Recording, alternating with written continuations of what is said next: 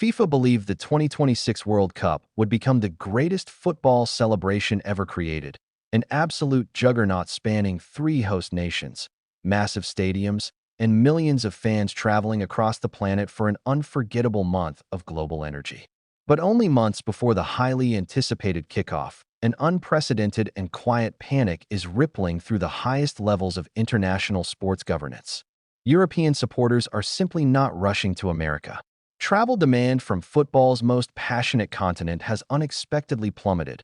Hotel room blocks are collapsing, and ticket demand is rapidly weakening. At the absolute center of this unfolding crisis is Donald Trump, because for millions of passionate fans across Europe, the 2026 World Cup no longer feels like a sports tournament.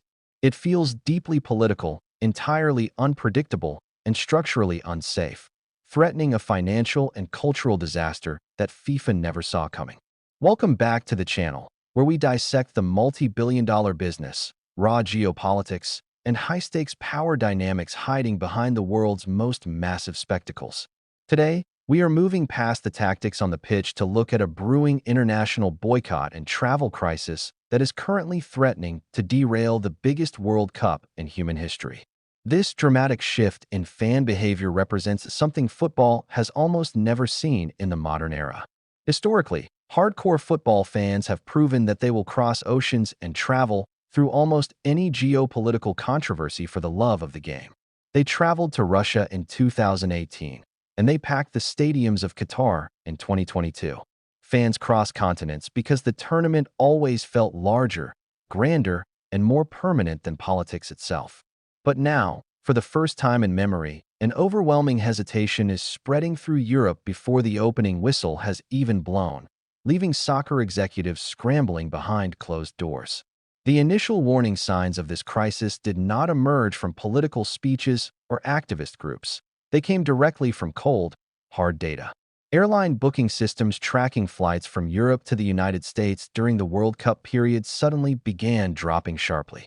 Flight reservations from Amsterdam to America fell dramatically, Frankfurt bookings dropped even harder, and passenger traffic from Paris and Barcelona slowed to a crawl. Across the European continent, travel demand toward American host cities began weakening at the exact moment FIFA expected global excitement to explode. This unexpected shift changes everything for the tournament's bottom line. Football mega-events are completely dependent on frictionless movement. Airports overflowing with vibrant jerseys, fans crossing borders seamlessly, and entire city centers transforming into massive, day-long street festivals. The World Cup is supposed to feel like the absolute center of the universe for 1 month. Yet, behind the scenes, major travel agencies and international airlines have quietly started slashing their optimistic forecasts for the summer of 2026, warning host cities that international spending could fall dangerously below initial projections. But then, the situation escalated from a dry statistical problem into a deeply personal, highly publicized nightmare. A Dutch-born man who had spent decades building a life and living legally in the United States returned to the country after visiting family overseas.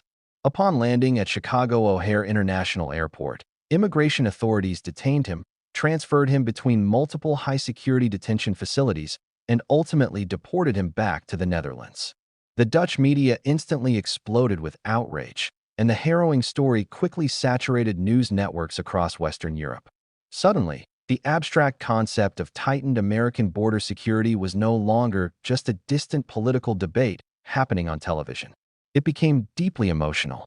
Families in Europe watched a relatable story of someone losing everything overnight, and it fundamentally altered how everyday supporters viewed traveling to Trump's America.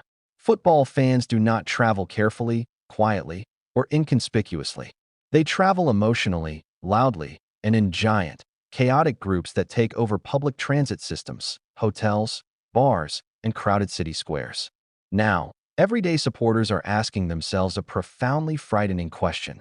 What happens if entering the United States becomes entirely unpredictable?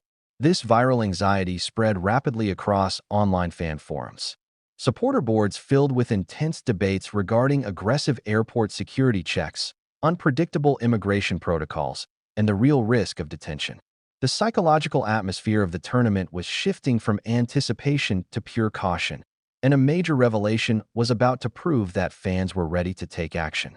This represents FIFA's ultimate operational nightmare. The organization spent years promoting a grand, unified, seamless North American World Cup. Instead, there is a growing structural risk that the tournament could psychologically split into two completely different realities. One side will be crowded, emotional, international, and full of traditional football energy, while the other side risks feeling tense, oversecured, politically controversial, and constantly surrounded by media headlines about borders and immigration. Football cannot magically separate itself from the internal politics of the nation hosting it. The unique magic of the World Cup depends entirely on trust. Fans need to feel that they are entering a welcoming global sanctuary rather than a politically charged environment. Right now, a significant portion of the European fan base no longer feels that certainty. FIFA brass still firmly believes that the beauty of the game can overcome any geopolitical reality. Perhaps they are right. Perhaps once the matches finally begin, the deafening noise inside the stadiums will completely erase the outside controversy. One legendary goal, an unforgettable underdog upset, or an emotional penalty shootout under the stadium lights has the unique power to make the world temporarily forget everything else. But months before the opening kickoff, the warning signs are simply too large to ignore. Flights are slowing down, fans are hesitating, and Europe is looking at America through a radically different lens. If this current trend continues, the 2026 World Cup will be remembered for something far more impactful than the final score on the pitch. It is exposing a vulnerability that modern football has never truly faced: fear-changing fan behavior on a global scale. For decades, supporters traveled across continents operating under the comfortable illusion that the World Cup was neutral territory, a sacred space where geopolitics paused for 90 minutes. The year 2026 is challenging that illusion completely. The danger for FIFA goes far beyond the immediate loss of ticket and hospitality revenue. The true threat is deeply psychological.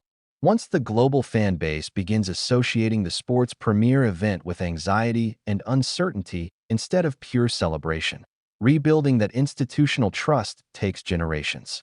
Empty corporate seats can be easily hidden by clever camera angles on television, and falling hotel prices can be explained away by economists, but a missing atmosphere cannot be faked. The chilling silence inside a stadium is something every single viewer at home instantly feels. If the world's biggest sporting event permanently loses that raw, emotional energy, FIFA may finally discover the harshest reality of the modern sports business. Football without the fans is just another corporation.